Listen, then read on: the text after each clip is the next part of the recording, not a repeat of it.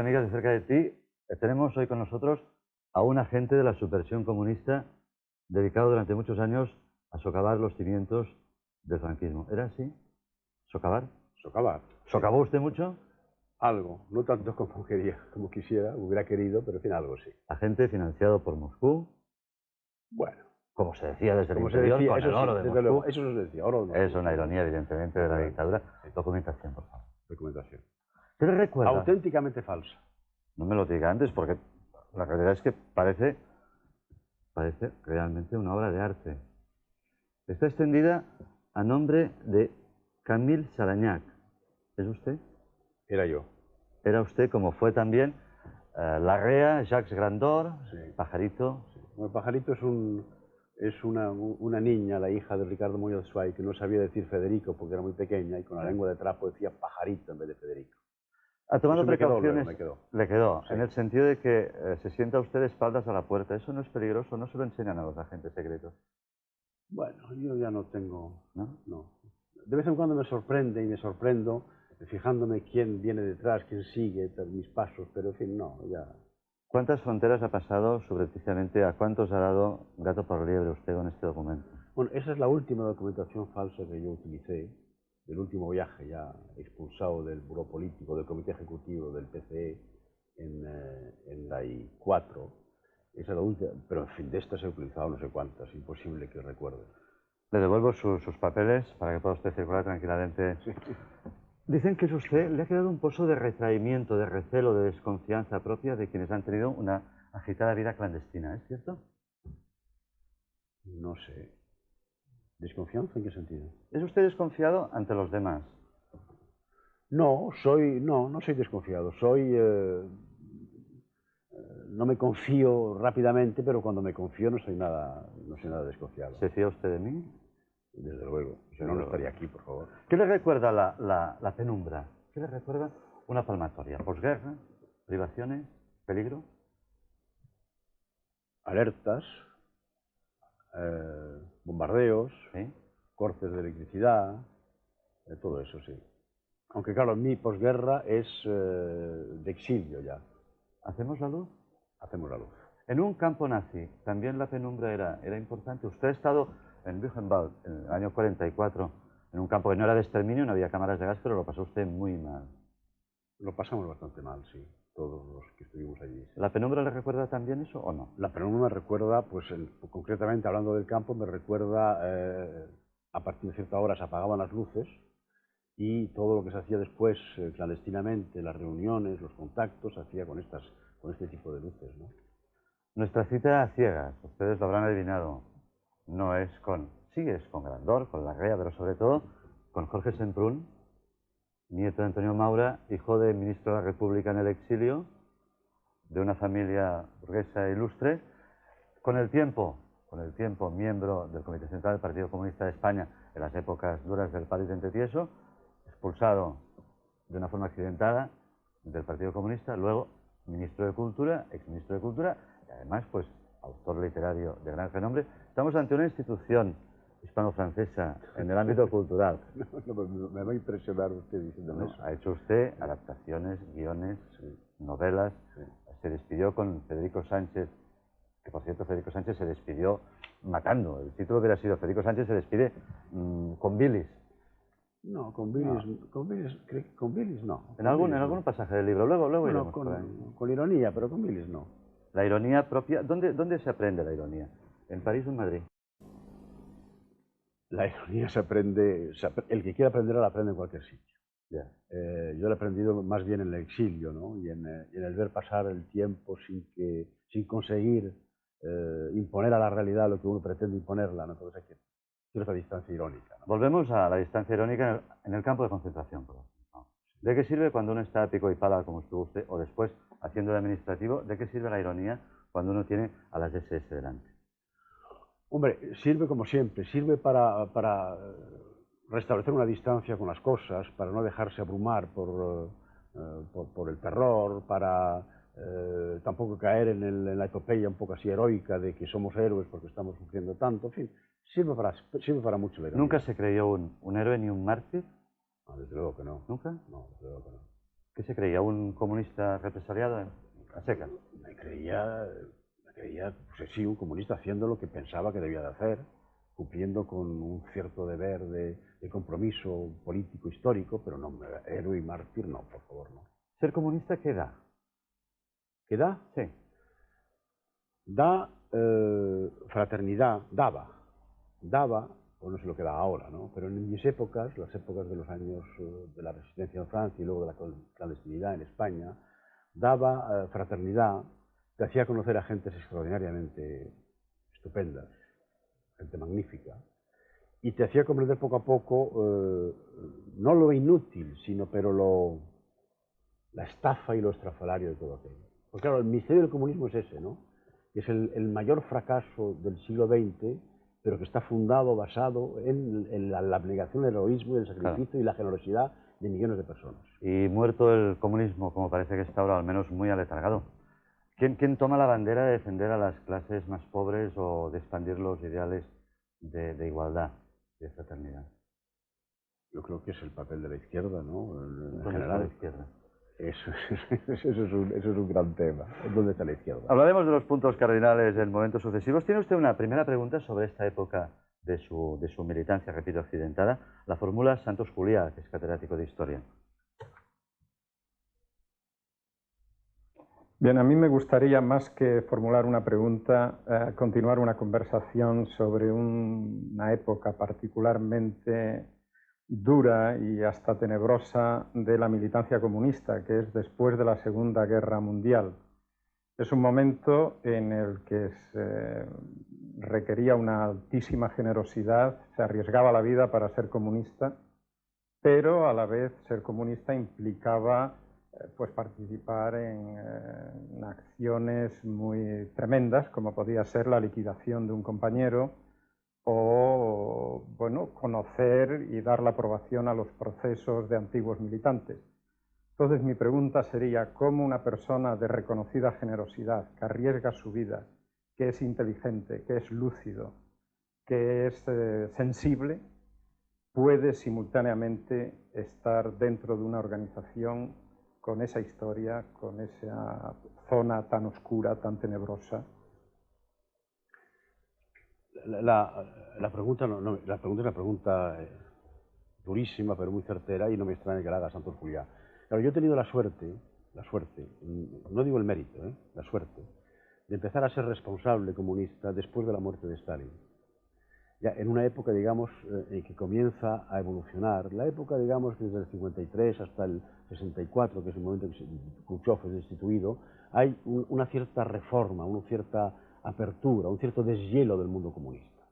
Mi primer viaje al clandestino a España se hace en junio del 53, Stalin ha muerto en marzo, y empieza ya poco a poco ese periodo. Por consiguiente, yo tengo la suerte, repito, de no tener que haber decidido sobre este problema crucial que habla Santos Juliá.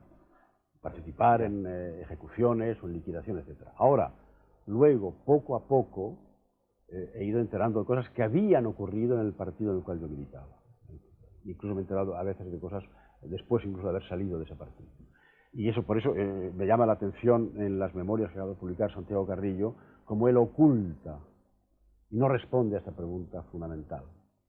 No responde a esta pregunta fundamental. ¿Le pone nervioso el nombre de Santiago Carrillo? No, en absoluto. Entonces, si no le pone nervioso y usted me lo permite, yo voy a poner a modo de presidencia de esta mesa un retrato de don Santiago, uno de los conductores de la transición, para recordarle lo siguiente. Ha tenido usted una polémica larga, enconada, áspera, en que, por ejemplo, pues don Santiago, usted ha llamado a don Santiago viejo bonzo, veleta, sin escrúpulos, desmemoriado. Él ha llamado a usted revisionista, derrotista, lacayo del capital, intelectual de la burguesía y quizá agente de la CIA. Niega usted la mayor siempre, supongo, pero esa gran batalla a lo largo de los años, y al final los dos, de una u otra forma, están en el socialismo, en el PSOE sociológico. Sí, bueno, yo debo decir primero que cuando yo conozco a Santiago Carrillo en el año 53, pocas semanas, antes de mi primer viaje clandestino a España, porque él se ocupaba en el Partido Comunista del trabajo en el interior de España, conozco a una persona que era sin comparación más inteligente y más activo que los viejos dirigentes que yo conocía hasta entonces. como intelectual militante, ¿no? Los Uribe, los Mises, etc. O sea que mi primera sorpresa es una sorpresa agradable, digamos, ¿no? Encuentro un hombre de una cierta talla política, con un interés, una abnegación. Y lo que poco a poco voy descubriendo a lo largo de los años de trabajo bastante intenso, bastante próximo a él, es que es más complejo el personaje, más complicado, más pragmático, más olvidadizo, ¿no? Y vamos distanciándonos, ¿no? O sea, yo quiero decir que no hay enfrentamiento en un primer momento, sino al contrario, es una colaboración. Ahora, las razones por las cuales él está cerca del PSOE hoy y yo he estado cerca son totalmente contrarias. Situé en esa perspectiva desde por defender con Fernando Claudín y con otros dirigentes, por defender unas posiciones que son precisamente las de la socialdemocracia hoy, ¿no? O sea que, bueno, y cuando lo veo ahora junto a algunos dirigentes, como concretamente Alfonso Guerra, seguimos opuestos, ¿no? Seguimos en posiciones contrarias. ¿Qué sentimiento queda hacia don Santiago? ¿El adjetivo cómo usted lo definiría? Hombre, yo lo que más le reprocharía, aparte de esta desmemoria organizada y sistemática que es contradictoria con el rigor intelectual que debe tener un hombre político, yo más le reprocharía es que él ha heredado, en parte lo ha construido él también, pero ha heredado algo que había construido él en parte, que es un partido comunista, cuando muere Franco, cuando desaparece el régimen, que tiene prestigio, autoridad, militancia en España, y que ha hecho de eso, él es el principal culpable de haber hecho de eso un partido marginalizado, con una pérdida de electorado y de influencia considerable, por consiguiente dejando un hueco en la izquierda que hubiera podido ocupar un partido comunista de otro tipo. La segunda pregunta nos viene de la otra orilla, de posiciones conservadoras. Se la hace un historiador, un escritor, Fernando Vizcaíno Casas. Querido Jorge, ¿cómo es posible que tú, que eres un hombre evidentemente liberal, supongo que auténtico demócrata, escribieras una oda a Stalin? Pues, en primer lugar, debo recordar que si lo sabe Vizcaíno Casas, que yo escribí una oda a Stalin, como lo sabe en general la gente, es porque lo he dicho yo. Ese poema fue un poema inédito y anónimo. O sea que si yo hubiera practicado la desmemoria carrillista, digamos, para simplificar, nadie en este instante sabría en España que aquel poema que se publicó en unas cartulinas en el año 53 lo había escrito yo, porque era anónimo. ¿Quiere que lo lea? No creo que sea necesario. ¿Le llama usted maestro, jefe, padre? Sí, le llamo muchas cosas, ¿no? ¿Reniega usted de esto? Reniego totalmente de eso. Me explico y puedo explicar por qué la enajenación poético-religiosa lleva a hacer esas cosas, como Neruda las hizo. No quiero compararme como poeta como Neruda, ¿no? También tiene una oda a Stalin, Neruda, y varias, pero tiene una en la muerte de Stalin. Ahora, lo que quiero subrayar es que si esa oda se conoce es porque yo la publiqué en la autobiografía de Federico Sánchez. Porque como era un libro crítico, también tenía que ser autocrítico. No me parecía honesto moralmente ni correcto criticar a los demás sin empezar subrayando a qué extremos de religiosidad y de enajenación puede llevar la fe comunista. Del estalinismo dicen a adorar el becerro de oro del capitalismo. ¿Le duele cuando se lo dicen? No me duele nada porque es absurdo. Y si le leo un editorial de Vanguardia Obrera, por ejemplo, del 88, en que le llama usted, igual se lo leo y pestañea o no pestañea. Tránsfuga y renegado de sus ideas, este ministro de Felipe es uno de los más furibundos anticomunistas y antiestalinistas que pare madre. Pero de esos antiestalinistas babosos, uno de esos responsables del llamado culto a la personalidad, de los que ensalzaban rastreadamente al gran comunista, que fue Stalin, y luego cobardemente intentaron cubrirlo de lodo y mierda. ¿A qué le suena todo eso? A nada, a nada. A reliquia histórica. A nada, a Parque Jurásico. A Parque Jurásico. No suena a nada. Hizo usted una oda también apasionaria con valores literarios. Todavía más inédita que la de Stalin, porque esa ni siquiera fue impresa anónimamente. Se abrió la puerta, entraste, nos alzamos de nuestras sillas. ¿La recuerda usted? Sí, recuerdo algo, sí. ¿Te Tengo bastante buena memoria. Fuiste estrechando manos, sonreías y entonces... Estalló la primavera. Estalló la primavera. Exactamente. No es la primavera de Praga, pero casi la tercera pregunta se la hace Josep Ramoneda, escritor y filósofo, y seguimos todavía en su ideología.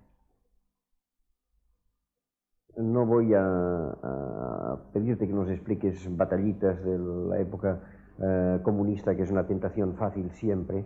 De hecho, tú y yo no coincidimos nunca en el partido, por razones de edad fundamentalmente. Cuando yo empecé a militar en esta área de la extrema izquierda, tú habías sido ya expulsado hacía bastantes años.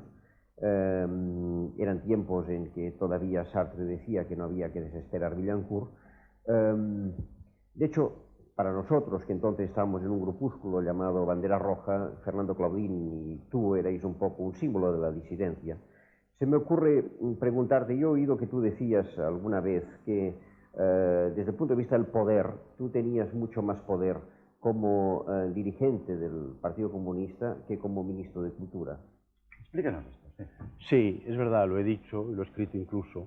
Porque claro, el poder del ministro de Cultura, aparte de que es limitado, porque es un ministerio con poco presupuesto y que es un ministerio, digamos, de tercera fila en un gobierno democrático, en España por lo menos, en otros países puede tener más prestigio, como en Francia, y más autoridad y más presupuesto, es un poder limitado y mediatizado por tanta burocracia y tanta administración sobre un pequeño espacio de realidades.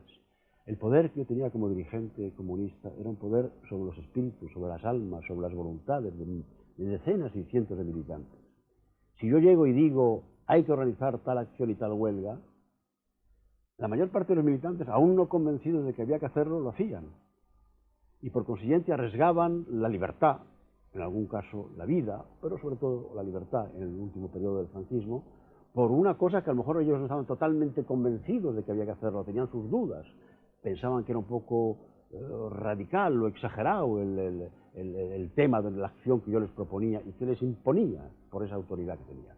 Tenía mucho más poder sobre las almas como dirigente, como Federico Sánchez, que como ministro de Cultura. A veces la responsabilidad, me imagino, que ha de pesar muchísimo, como el recuerdo histórico de usted y don Santiago Carrillo, y no tengo ningún interés en seguir mencionando una polémica particular, pero sí me parece relevante para lo que estamos hablando. Se echaron en cara durante mucho tiempo la muerte de Julián Grimau. ¿Eso pesa todavía? Yo no sé si pesa en él, en mí pesa ese recuerdo, porque me pareció intolerable que yo, responsable clandestino del núcleo de dirección del partido en Madrid, único coordinador de los miembros del Comité Central y del Buró Político que había en Madrid en aquella época, Grimau, que era mi colaborador y que era un excelente colaborador a pesar de sus imprudencias y de sus formas de trabajar, hubiera sido durante la Guerra Civil policía del gobierno republicano y miembro de la policía política. Quemado, digamos, en cuarta imagen. O sea que si nosotros sabíamos perfectamente, probábamos con ello, de que de Comité Central para arriba la pena que nos esperaba era 20 años y un día, eso del día es porque, claro, no había las condicionales que había, sino eran menos de 20 años, ¿no? Para un antiguo miembro de la policía política republicana que había ejercido su función represora contra la quinta columna franquista y contra otra serie de gentes, es evidente que la pena era mayor. Y me parece y me sigue pareciendo intolerable que a una persona con esas características y con ese pasado se la enviara a trabajar a España arriesgando la detención. ¿Ha tenido usted insomnio o le ha costado conciliar el sueño por lo que me está contando ahora? ¿Alguna vez? Claro que sí. Muchas veces. Bastantes veces. Pajarito nunca fue detenido. Era usted un agente, dicen, duro. Duro. No, yo era... Había que ser duro. Yo creo, no, duro no creo que haya sido, nunca duro. He tenido la suerte, lo repito, de vivir una época del partido en que la dureza había desaparecido. ¿Tuvo usted suerte? No, no solo suerte. De no ser detenido. Suerte siempre, pero la suerte, a ver, la suerte que he tenido es porque como he elegido bastante bien a mis colaboradores próximos, ninguno de ellos, habiendo sido detenido, ha hablado a pesar de haber sido maltratado o torturado. Entonces yo he estado, de la suerte que he tenido es que el silencio de los compañeros me ha protegido. Y Pajarito nunca cantó. Y Pajarito nunca cantó gracias al silencio de los compañeros. Entre de... ellos el primero, Simón Sánchez Montero, que sabía, los otros no podían saberlo, pero sabían citas, pero Simón Sánchez Montero sabía dónde vivía yo, y me quedé en esa casa esa noche porque yo sabía perfectamente que él no hablaría. Esa es la suerte. Pero por otra parte, lo que no es suerte, lo que es mérito, es que como clandestino he trabajado muy bien. Para concluir, para cerrar un poco ese ciclo suyo de la clandestinidad... Cerremos, porque es el pasado. Déjeme ver un momento esa ósmosis literaria que se produce siempre entre lo que usted vive y lo que usted escribe. Tardó usted muchos años, desde el 44 que estuvo en el campo nazi, hasta el 63 en no escribir El largo viaje, donde usted relataba las penalidades, porque la tragedia del recuerdo dice que le impedía mover la mano. Yo intenté escribir Al volver del campo de Buchenwald de 1945-46. Quería escribir un libro que fuera a la vez un testimonio y una obra literaria. Me di cuenta muy rápidamente de que seguir en esa memoria de la muerte era arriesgar el suicidio. Eso es una cosa que es un poco indecente decirlo así, ¿no? Después de tantos años y ante las cámaras, sabemos muy bien que hay cámaras y que estamos haciendo un poco, representando un papel, a pesar de que seamos sinceros. ¿Usted cree? No, siempre hay ese peligro de representar un papel, de hacer un papel, ¿no? Pero en fin, yo creo que en este momento no. Pero en fin, lo repito. Y entonces abandoné ese libro, que ese libro acababa conmigo, y la memoria de esa experiencia acababa conmigo. Podía acabar conmigo. Claro, al no escribir eso ya no podía escribir nada, porque esa experiencia me hacía imposible escribir cualquier novelita de amor, cualquier historia de otro tipo, ¿no? Y tardé, en efecto, el tiempo de una generación, 17 años, hasta que en Madrid, mucho después, en una casa clandestina, naturalmente y sin problemas, volvió a surgir esa posibilidad de escribir. De bastonazos que significó la clandestinidad. El bloque de Jorge Semprún oficial empieza un día imprevisible para un exestalinista, supongo, en que le llama el presidente del gobierno para elegir. Me llama Javier Solana por encargo del presidente del gobierno para decir, te proponemos en el Ministerio de Cultura, tienes la noche para decidir. ¿Qué vieron en usted? Hombre, yo creo que cuando yo correspondía muy bien un poco al retrato robot, ¿no? del que se necesita, ¿no? Intelectual, del que necesitaba Felipe González, ¿no? Intelectual, crítico, autónomo, no miembro de su partido, residente en París. Residente en París, bastante europeo, puesto que soy escritor bilingüe, conocido relativamente más en Francia que incluso que en España. Todo eso correspondía a una época y a un momento en que el presidente del gobierno necesitaba un poco de apertura, una señal así un poco simbólica. Y era el personaje... Era usted el estandarte de la persona. Exactamente. Señor estandarte, vamos a verlo en imágenes. Coméntenos usted lo que le venga en gana.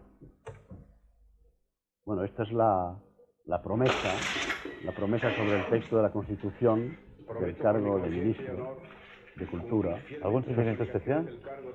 Sí, un sentimiento especial bastante emocionante y emocionado, ¿no? Porque claro, yo recuerdo la trayectoria clandestina.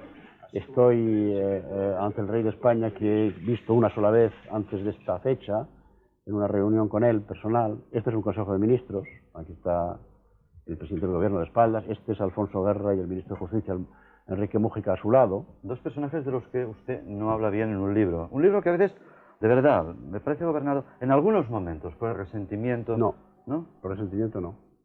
En todo caso, si da esa impresión, lo lamento, no quisiera dar esa impresión. De que las glándulas están un poco por delante de las ideas en algunos momentos. No, es un retrato literario, y todo retrato literario tiene, claro, sus excesos. Ahora, yo creo que se puede demostrar, y se va a demostrar prácticamente en los años venideros, si es que se sigue leyendo ese libro, y si la realidad de España todavía cuenta con Alfonso Guerra y con Enrique Mújica, que es un retrato auténtico, para los dos. ¿Qué le reprocha usted a Alfonso Guerra, visto con la madurez que da el tiempo y a las puertas pues, del 33º Congreso del PSOE? Reprocho fundamentalmente el haber bolchevizado el Partido Socialista Obrero Español. ¿Cómo ha dicho? Bolchevizado. O sea, el haber aplicado... Es una analogía un poco exagerada. Bueno, exagerada, desde luego, voluntariamente, naturalmente. Si lo escribiera lo pondría comillas, ¿no? Bolchevizado, ¿no? Porque no es lo mismo bolchevizar un partido político, aunque sea hegemónico y gane las elecciones generales por mayoría absoluta, en un contexto democrático, y no es un partido único, porque el presidente es otra cosa, ¿no? Pero bolchevizado en el sentido de que predomina una cultura de aparato y predomina el centralismo democrático, o sea, en cierto modo el ordeno y mando, sobre la discusión democrática de los partidos. Yo creo que ese es el reproche fundamental que hago, que en cierto momento parecía muy eficaz eso de un partido tan homogéneo y tan sólido y tan disciplinado, parecía como el brazo armado del Ejecutivo, del Gobierno, ¿no? Pero eso ha impedido que ese partido luego sepa reaccionar a tiempo y con audacia y con frescura a los cambios que la sociedad iba produciendo. Alfonso Guerra dice a veces cosas tan razonables como referidas a su partido. Aportemos ideas y apartemos ambiciones. Sí, pero las dice con extraordinaria demagogia. ¿Por qué? Porque él no aporta ideas nuevas, renueva viejas ideas o las vuelve a lanzar sistemáticamente, machaconamente, ¿no? Y confunde la ambición con la renovación. Usted pidió en las pasadas elecciones, llegó a pensar, por lo bajinis, de que no era bueno ganar por mayoría absoluta para fomentar así el debate. No en las pasadas. Ya si me refiero a las del 93. Sí. No, me refiero a las anteriores, en que usted ya en el 89. En el 89 hubiera preferido. Yo en el 89 no hubiera preferido, porque claro, nunca está mal ganar por para la salud del partido, pero hubiera preferido que ya en ese momento se planteara la necesidad de un gobierno de coalición y de la cultura de coalición, y me hubiera preferido que faltaran 2 o 3 escaños, o 5 o 6 escaños, para que ya se abriera el debate. Se abriera el debate. Es usted un poco precursor. Fue precursor eurocomunista cuando le echaron del PC y luego es precursor renovador cuando es destituido. Sí, pero no... Como Juan Bautista siempre le pide la cabeza. A fin de cuentas no resulta tan satisfactorio ser precursor, porque soy precursor y derrotado. Ya. ¿Se siente usted derrotado? Bueno, no me siento derrotado personalmente, pero me parece, me da lástima que las ideas de Claudín y de Sánchez en el año 64 fuesen aplastadas y derrotadas, y que luego se ha visto que hubieran sido útiles, y que el presidente del gobierno me pida o exija que cese en el gobierno por haber dicho una serie de cosas que ahora son cosas evidentes y normales y que todo el mundo dice, ¿no? ¿Qué siente cuando algún compañero que antes se había molestado con usted por ser renovador, ahora se ha hecho renovador o habla como un renovador? Hombre, siento 2 cosas. Una que es íntima, privada y que puede ser hasta malévola, ¿no? Que es la ironía, la risa que te produce que ver que fulano o que mengana sea ahora renovador o renovadora. Y el otro es la reacción política, diciendo, por fortuna, esto va cambiando. Yeah. Porque nadie es sectario para toda la vida, se puede evolucionar, desde luego. Nos hubiera gustado contar con opiniones de personajes políticos desde la distancia ideológica, próximos, si usted quiere, pues al guerrismo, o próximos a gentes próximas a. Nos pusimos en contacto con Alfonso Guerra, con Enrique Mújica, con Carlos San Juan, con Juan Carlos Rodríguez Ibarra y con Salvador Clotas. Todos declinaron, por medio de sus oficinas de prensa, formularle alguna pregunta, algún comentario. Me parece lógico. La estrategia adoptada por estas personas que usted nombra y en general por lo que llamamos guerrismo ha sido la del silencio total sobre el libro. Hábil estrategia, por cierto, porque claro, una polémica y una discusión abierta pues multiplica las ventas de un libro, ¿no? Es evidente, eso ha ocurrido siempre en la historia de la literatura y de la política. Por consiguiente, me parece normal. En cualquier caso, me permitirá usted que yo consigne esas ausencias como de un modo totalmente aséptico, ya que es una posición totalmente respetable, sobre todo a las puertas de un congreso en que se decide mucho, ¿no es así? Sí. Santiago Carrillo tampoco ha podido intervenir. En este caso nos especificó que estaba muy ocupado presentando su libro de memorias. Sobre Felipe González, señor Semprún, usted habla muy bien del presidente del gobierno. Y seguiré hablando muy bien. ¿No hay ninguna herida abierta entre ustedes? Estoy seguro de que no. Herida abierta entre nosotros, personal, ninguna. Creo que no. Claro, tendría que hace meses que no lo veo. Sus reproches eran sobre alguna tardanza en afrontar crisis y no el sí, mal. Concretamente sobre una tardanza en afrontar el problema de la corrupción a través del caso del hermano del presidente. Hubiera sido la ocasión de afrontar ese problema y de tomar una decisión. Y el problema, y también la tardanza en afrontar lo que ahora se ha hecho necesario, ¿no? Afrontar el problema de la renovación, de un congreso abierto donde se sepa a qué atenerse unos y otros, que hubiera podido ser la ocasión del 32 Congreso del año 90, sí, y no esperar 3 años más, ¿no? Hubieran ganado 3 años, ¿no? Hubiéramos, porque usted dijo una vez, yo creo que... Por eso es que yo estoy y estoy fuera, estoy y estoy fuera. ¿Le puedo criticar algo? Me puede criticar todo lo que quiera. Una afirmación dramática a la italiana, que moriré sin ser militante del PSOE. Eso no es un poco provocador, dicho así, desde tan arriba. Eso lo dije, si no recuerdo mal, en Javea, Sí, en Javier. en unas reuniones que hubo con intelectuales del PSOE y tal y cual, que presidía Alfonso Gara. Bueno, las presidió unas horas, luego se fue, estuvimos sin él. Y lo dije porque, bueno, no sé si lo dije así, bueno, así quedó dicho. Así quedó escrito. Así quedó escrito. Porque es que yo creo que un intelectual militante que ha estado 10 años en la dirección del Partido Comunista de España y otros tantos antes en la base del Partido Comunista de España en esas épocas, ha pagado con creces su cuota, la que puede pagar un hombre en su vida entera a lo que es el partido, o los partidos. Ya está bien, ya está bien. Ya no se puede caer de nuevo en ese error o en esa necesidad. Ningún ministro socialista había hablado tan duro, por no decir tan mal, del gobierno al que formaba parte hasta que llegó usted en el ejercicio de su libertad de no militancia. ¿Me admite esto? Yo no he hablado mal del gobierno. Duro, en el sentido de duro dureza, de algunos intransigencia. aspectos de la tarea Eso del gobierno. atenta contra la cohesión pero básica también, de un gobierno. Pero ¿no? también he hablado bien, y si no he hablado bien, puedo seguir hablando bien de muchos miembros del gobierno, empezando por el presidente de ese gobierno y otros ministros, y sigo de acuerdo, a pesar de todo, sigo de acuerdo con la orientación general de ese gobierno en los años en que yo estaba en ese gobierno. Sigo de acuerdo. ¿Y con la de ahora? Con la de ahora también. Puedo tener críticas sobre tal o cual aspecto de aplicación, sobre tal o cual falta de empuje o tal o cual falta de claridad, pero con la línea general sigo de acuerdo. ¿Con el pacto con catalanes también? Con eso estoy desde luego totalmente de acuerdo. Antes era una pregunta que podía formularse de otra forma, es decir, si Felipe González tuvo que acostumbrarse a sus salidas de tono tan directo. No. Yo creo que él estaba acostumbrado de antes de yo ser ministro. Sabía perfectamente cómo era yo y por eso me llamó. Y además yo he tenido mucho cuidado en no decir nunca nada públicamente, ya sea en una rueda de prensa, ya sea en una entrevista, ya sea por escrito, que él no supiera ya de antemano, por habérselo dicho en una conversación privada, personal. Lo que pasa es que nunca le ponía, naturalmente no tenía por qué decirle, lo diré en tal fecha, en tal periódico, ¿no? Y con tal extensión, no.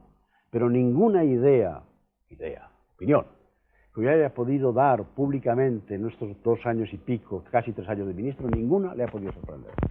Vamos a seguir viendo imágenes de su trayectoria ministerial, usted mismo nos las puede ir comentando. Sí, una cumbre franco-española, Mitterrand de espalda, ahora está François Mitterrand, no sé si es en Valladolid o en París, no reconozco bien, aquí firmando con el barón Thyssen la cesión provisional en aquel momento, todavía no definitiva, de la colección para el Villahermosa, para el Museo de Thyssen en Madrid, aquí con Joan Guitart y con el presidente Pujol discutiendo. Supongo que era con el motivo del legado Dalí, supongo.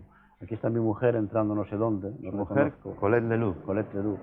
Es una exposición, sí. ¿Está usted casado? ¿Tiene 2 hijos? Uno de una primera relación, creo, Jaime. Jaime, de un primer matrimonio, sí. Recién llegado de Buchenwald me casé, como esos matrimonios de la juventud no funcionó bien, y ahora casado por segunda vez. Casos de juventud. Lo ha dicho usted, como esos matrimonios de juventud, la juventud tiene algo que ver con eso, claro. Sí, yo creo la falta de experiencia y el regreso de aquella experiencia de los campos. No lo acostumbra uno para ser un marido en el sentido, digamos, de la palabra. Y ahora es usted feliz con y tiene usted 3 nietos franceses. Tengo 3 nietos franceses. Bueno, que hacen un esfuerzo por hablar castellano, aprender, saberlo, vienen a España a menudo, pero en fin, que son franceses. Sí. Una última pregunta sobre su mandato ministerial. Dicen que no deja usted mucha huella, entre otras cosas, pues porque duró poco tiempo, porque no tenía demasiado presupuesto, pero la verdad es que no tomó demasiadas iniciativas. Yo creo que tomé algunas, Dalí. en relación con las relaciones con las comunidades y sobre todo con Cataluña. Tomé alguna.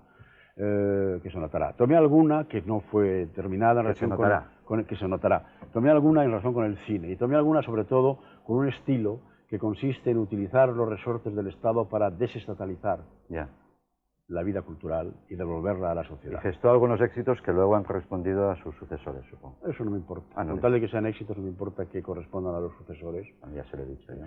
Sí. ¿Vámonos al cine? Vámonos al cine. Y dejamos de hablar de política, porque este político, como la copa de un pino, como les he dicho, tiene un otro yo cinematográfico. Vamos a incluir películas en que él dejó la huella y películas que están aquí porque a él le gustan. ¿De acuerdo? Vamos allá. To be or not to be. Ah, es una de mis películas preferidas. Pues la película mira de que Lubitsch es una película fantástica porque resulta una película política, una película de humor. A mí es una de las grandes películas para mí. Aunque se haya estado en un campo de concentración, se puede ver esto sí, de una manera... Sí. ¿Qué estamos viendo ahora? A ver si me reconocen.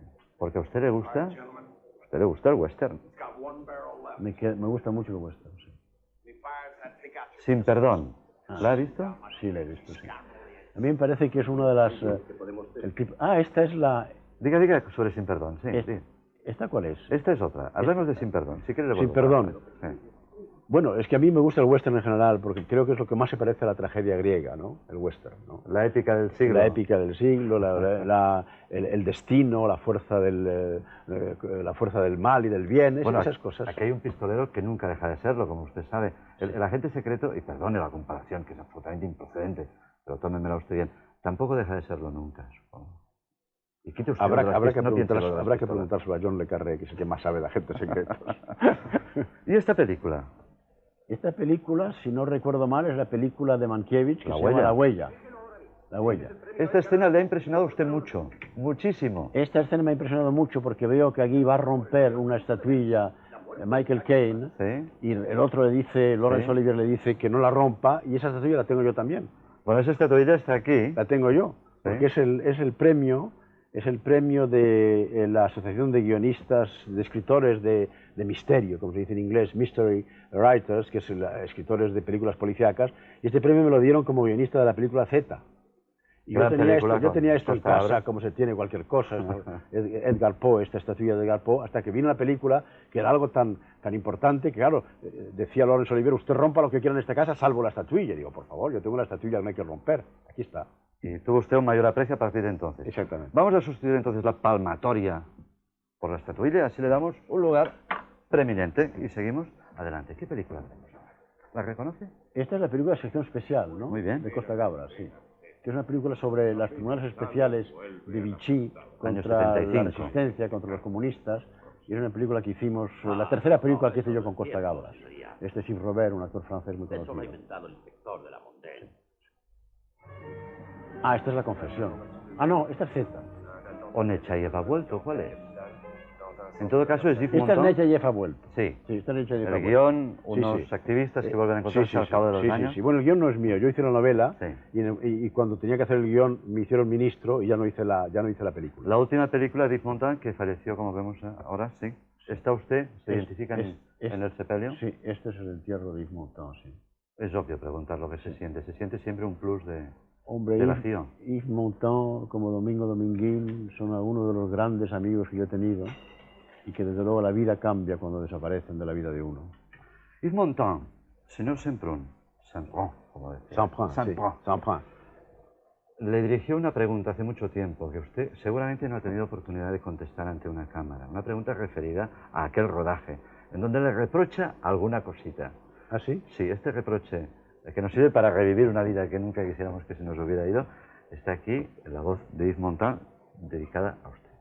Je me rappelle de ça, c'est que mon ami Semprún, il n'a pas beaucoup participé au scénario. Claro.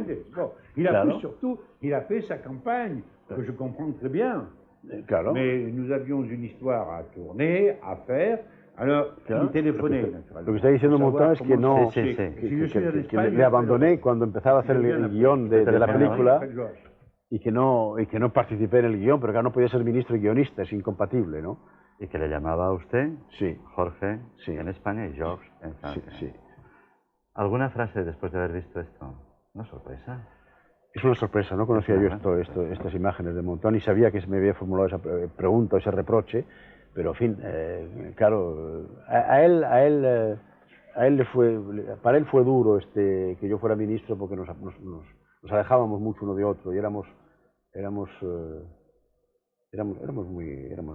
muy cerca el uno del otro, ¿no? Y nos hablábamos cada día varias veces, ¿no? El próximo reproche, señor Semprún, procede del mundo de los vivos y de los afligidos por algún decreto suyo. Un cineasta muy conocido, apellidado Bardem, le formula esta cuestión. Amigo Jorge, me consentirás que te llame aún Federico o Pajarito. La cuestión es la siguiente. En 1978 hicimos un Congreso Democrático de Cine cuyas conclusiones fueron suscritas por el PSOE y los otros partidos de oposición, el Partido Comunista y en ese momento la Alianza Popular. En el 82 el PSOE llega al gobierno, en el 82 está el decreto Miró, luego en el 89 vienes tú, el decreto Semprún, que concita la unión de todos los profesionales de cine en contra de él, si recuerdas. Después viene otros camaradas, Jordi Soler, Tura, y eso es el vacío total. Y ahora últimamente ha aparecido Carmen Albor. La pregunta es, ¿por qué nunca jamás habéis empleado las conclusiones de ese Congreso Democrático de Cine, que eran muy positivas y que estaban apoyadas por todo el mundo del cine? Bueno, yo no me extraña que Juan Antonio haga esta pregunta, porque claro, es la discusión que hemos tenido siempre. Yo tengo con Juan Antonio una larguísima relación. Podríamos hacer toda una hora entera de recordar anécdotas y vivencias y memorias con él. No nos da tiempo. No nos da tiempo. Ahora, yo creo, fundamentalmente, para decirlo pronto y tal vez mal, pronto y mal, yo creo que es necesario que en España rompamos en todos los aspectos, pero concretamente en el cine, con la cultura de la subvención y de la intervención del Estado en la producción. Porque se dice siempre, un filme no es una mercancía como las demás. Bien, me parece bien que se diga así, si se añade inmediatamente, pero el cine es una industria o no será nada. Y para crear industria hay que terminar con la subvención estatal como única forma de producir. Eso puede estar bien en Francia, pero quizá no en España. No. ¿Ah, no? En Francia lo tienen industria. Pero en Francia tienen que buscar la forma de protegerla en circunstancias técnicas y políticas totalmente diferentes que hacen difícil proteger un mercado que los satélites y las antenas parabólicas y los sistemas numéricos de televisión van a hacer permeable a todas las imágenes del mundo. Pero en España tenemos que construir primero una industria. Y tenemos para ello talentos capaces, técnicos, y tenemos un soporte que no utilizamos en absoluto, que es el idioma. Tenemos el único idioma europeo intercontinental en expansión, y no lo utilizamos. Importamos culebrones de América Latina cuando deberíamos nosotros vender los culebrones a América Latina. O algo que no sea culebrones. Se le echaron todos encima. ¿Cómo se lo hizo? No, aquí se equivoca Juan Antonio. Después del decreto dejaron de echarse encima. Se me echaron encima para que no hiciera el decreto. Una vez hecho el decreto se encauzaron las cosas, pero esas se han interrumpido por otras razones que ya no son de mi competencia. Vamos a conocer las nostalgias. El clip de Un día en la vida de Jorge Semprún, como les decía, ha venido de París, y veremos París, y veremos también Madrid, que es donde tiene el otro pie, comentado por el propio autor. Sí, si no me equivoco. Ahí aparezco yo, fíjese, haciendo el papel de... Sí, hemos el papel de Federico Sánchez, espero que no le moleste, de Agustín Larrea, tal y cual. Sí. Esta es la calle Alfonso XI, y estoy pasando junto a la casa de mi infancia que abandoné en el año 1936 para salir de vacaciones y no volví nunca a ella. Y volví, siendo ministro, para vivir enfrente de esa casa. Enfrente de esa casa. ¿Cuánto trecho en tan pocos metros? Sí. Son medio siglo entre el número 12 y el número 9 de la misma casa. Veremos la casa de enfrente. Usted no lo sabe, pero la veremos. ¿Es esta? Es esta, ¿no? Esta es la casa de enfrente. Muchas gracias. En la esquina de Juan de Enero. Queríamos haberle tenido a usted en el Ministerio de Cultura. ¿Tenía usted prisa? ¿Nos hubiera gustado? ¿Hay alguna negativa especial? No me hubiera gustado estar en el Ministerio de Cultura, pero en el despacho, cosa que era imposible. Pero fuera no sirve para nada. Ah, esta es la calle de Concepción Bahamonde, donde había el primer piso clandestino en el cual yo he vivido en España, en Madrid, donde yo escribí El largo viaje, por razones largas de contar. ¿Y esto qué es?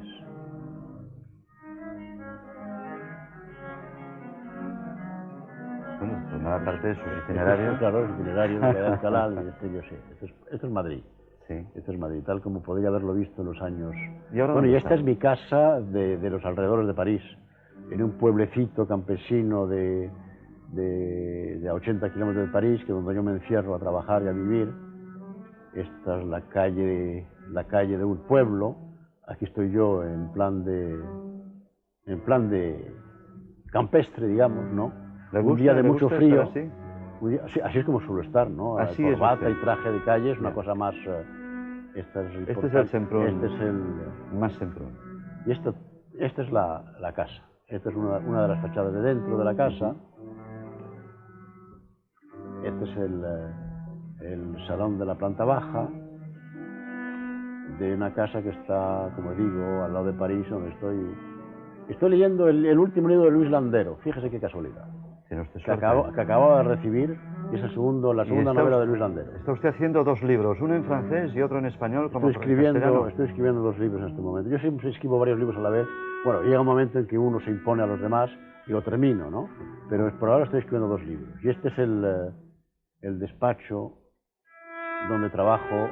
Con fama de reventar máquinas de escribir eléctricas. Sí, porque es que son máquinas muy livianas y muy frágiles. Hombre y de como Dios, se les pone usted jornadas de 14 horas diarias. Sí, 14 horas de trabajo. y ¿Cómo no van a reventar las acabo pobrecillas? reventando las máquinas. Pero es que todavía no me he acostumbrado al ordenador.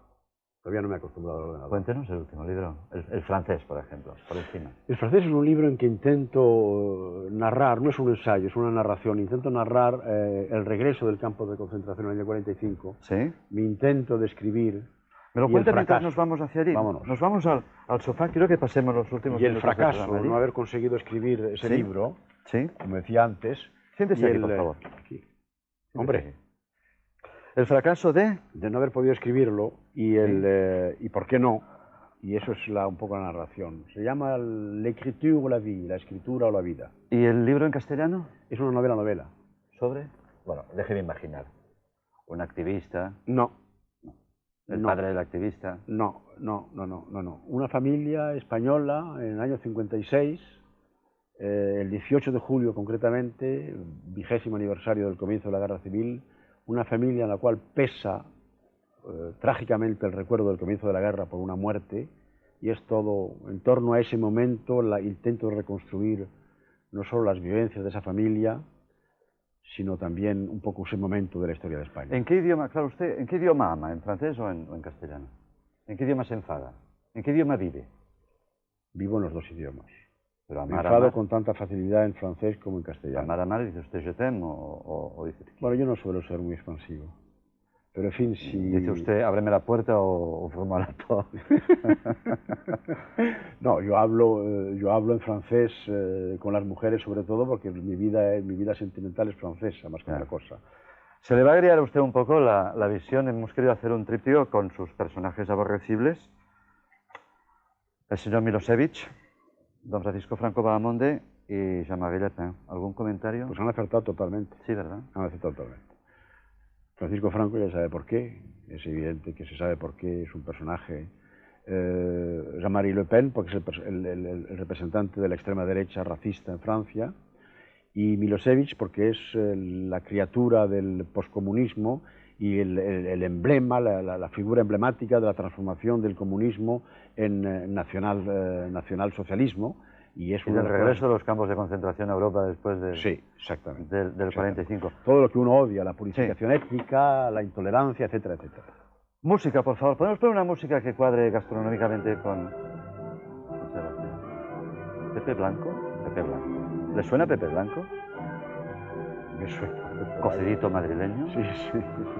Tienen ustedes que saber, amigos y amigas de cerca de ti, que el garbanzo, los garbanzos, son quizá el elemento que fue más añorado por el activista Jorge Semprún en sus épocas clandestinas, ¿verdad que sí? No en las épocas clandestinas, porque garbanzo se podía comer en Madrid, en las Portugal. épocas del exilio. Estará quizá un poco frío, pero, señor Semprún, le ruego que no tenga usted ninguna prevención en tomarlo. Quizá esté un poco frío, pero un cocido a modo de tapa. Yo mientras tanto le sacaría esta otra cosa malévola del programa. La bombonera hoy se ha transformado en matrioshka. Boris Yeltsin. Un adjetivo. Dudoso. Mikhail Gorbachev. Interesante pero fracasado. Estancamiento. Leonidas Brezhnev. Esto es horrible. Horrible. Estamos remontándonos hacia Bueno, el y pasado seguimos cada todavía. vez más tétrico, ¿no? Stalin. Lo peor de lo peor. Y queda todavía Dentro de todo Lenin. Lenin. Un personaje a la vez admirable y nefasto. ¿Nada más? ¿Dónde dice nada más?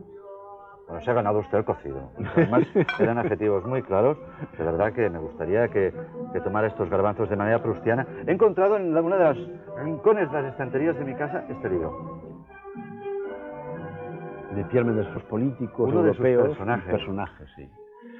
Verá usted que soy un poco masoquista porque elijo personajes amados que son personajes semifracasados. Pierre Mendès France solo gobernó pocos meses en Francia, ha marcado muy profundamente la vida política francesa y la memoria colectiva de Francia.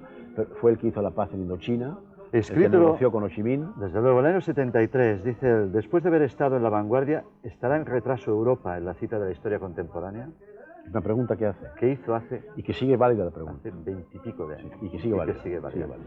La última treta de este programa es descubrir estos pósters que significan algo en su vida, de quien ha estado lindando entre Stalin y alguna forma de capitalismo corregido. Puede decirse que está entre un poeta revolucionario como Mao, y se me está yendo ahora. ¿Qué queda de Mao Zedong?